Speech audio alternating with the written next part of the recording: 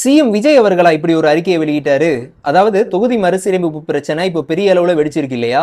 இந்த நேரத்துல ஒரு அறிக்கையை வந்து ஷேர் பண்ணிட்டு இருக்காங்க. தொகுதி மறுசீரமைப்பு தொடர்பாக தாவேகாவின் நிலைப்பாடு அப்படின்னு 2025ல விஜய் அவர்கள் வெளியிட்ட அறிக்கை இது அப்படின்னு சொல்லிட்டு ஷேர் பண்ணிட்டு இருக்காங்க. அதுல தொகுதி மறுசீரமைப்புலாம் சட்டமன்ற நாடாளுமன்ற உறுப்பினர்கள் எண்ணிக்கைங்கிறதுலாம் ஒரு மக்கள் பிரச்சனையே இல்லை அப்படின்னு சொல்லி அதுல குறிப்பிடப்பட்டிருக்கு.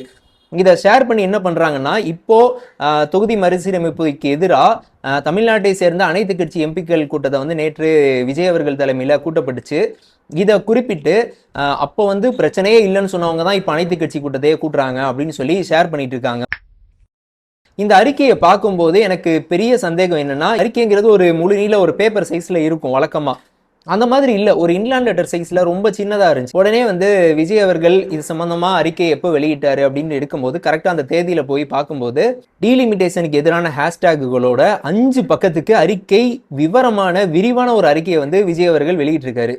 அதுல அனைத்து மாநிலங்களுக்குமான பிரதிநிதித்துவத்தை வந்து குறிப்பிட்டு சொல்லப்பட்டிருக்கு. அதே மாதிரி மாநிலங்களவையில எப்படி இருக்கணுங்கிறத சொல்லப்பட்டிருக்கு. மக்கள் தொகை அடிப்படையில மட்டுமே வந்து தொகுதி மறுசீரமைப்பு செய்யப்பட்டா குறிப்பிட்ட மாநிலங்கள்ல மட்டுமே வெற்றி பெற்று அதை வச்சு மட்டுமே ஆட்சி அமைக்கக்கூடிய சூழல் வந்து உருவாகிடும். எல்லா எம்பிக்களும் கிட்டத்தட்ட 800க்கும் மேற்பட்ட எம்பிக்கள் எண்ணிக்கை வந்தா எல்லா எம்பிக்களுக்கும் பேசுறதுக்கான வாய்ப்பு கம்மியாகி எம்பிக்கள்லாம் அலங்கார பொம்மைகளா சும்மா உட்காந்துட்டு போற மாதிரியான சூழல் உருவாகிரும் அப்படின்னு சொல்லிட்டு இந்த மறுசீரமைப்புக்கு எதிரான அழுத்தமான கருத்துக்களை, கூடுதலான பரிந்துரைகளை அந்த அறிக்கையில தெளிவா வச்சிருக்காங்க.